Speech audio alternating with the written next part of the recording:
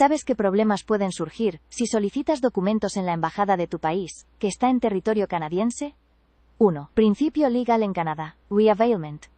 La ley canadiense establece que un refugiado pierde su protección si vuelve a aceptar la protección del país del que huyó. Esto se conoce como reavailment, volver a acogerse a la protección del país de origen.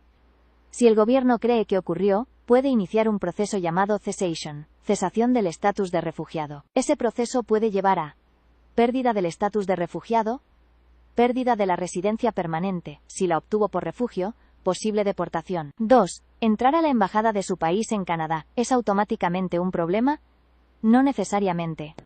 La ley y guías utilizadas por Canadá indican que no todo contacto con una embajada significa reavailment.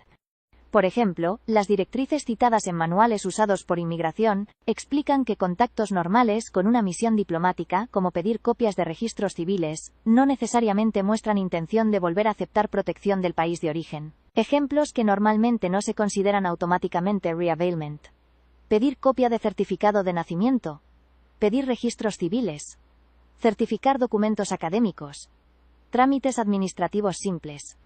La clave es la intención. 3. ¿Cuándo sí puede volverse un problema? Puede ser un problema si la persona usa la embajada para recibir protección oficial del país de origen. Situaciones que pueden interpretarse como aceptar protección del país: solicitar o renovar el pasaporte nacional, pedir ayuda diplomática del país de origen, usar documentos oficiales del país para viajar, actuar como ciudadano protegido por ese gobierno. Solicitar o renovar el pasaporte del país de origen normalmente se interpreta como restablecer la relación de protección con ese país. 4. ¿Puede pedir documentos civiles en la embajada? Depende del documento. Según las guías citadas por el sistema canadiense, documentos generalmente menos problemáticos: certificado de nacimiento, certificado de matrimonio, copias de registros civiles, certificación de documentos.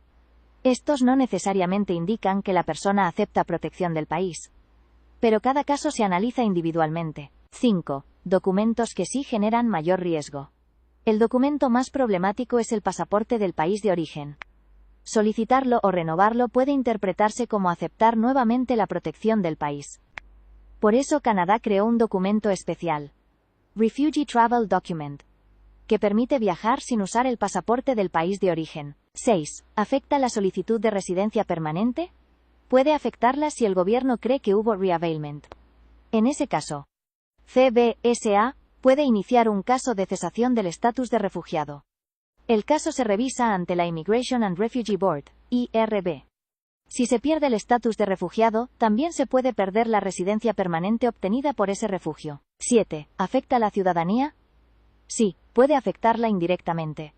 Cuando una persona solicita ciudadanía, el gobierno revisa su historial migratorio. Si aparece evidencia de reavailment, el caso puede ser investigado antes de aprobar la ciudadanía. 8. ¿Puede entrar físicamente a la embajada? La ley canadiense no prohíbe físicamente entrar a una embajada dentro de Canadá. Pero el problema no es entrar. El problema es qué hace la persona allí. Si las acciones muestran que aceptó la protección del país del que huyó, eso puede ser usado en un proceso de cessation. 9. Principio clave que usa Canadá. Las autoridades migratorias analizan principalmente el tipo de contacto con la embajada, qué documentos solicitó, para qué propósito, si buscó protección del gobierno del país de origen.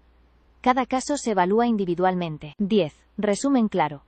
Un refugiado en Canadá sí puede tener contacto limitado con la embajada de su país, pero debe tener cuidado. Generalmente menos riesgoso: pedir copias de registros civiles, certificaciones administrativas. Más riesgoso: renovar pasaporte, pedir protección diplomática, usar documentos del país para viajar. Si el gobierno considera que la persona aceptó nuevamente la protección de su país, puede iniciar un proceso de cesación del estatus de refugiado.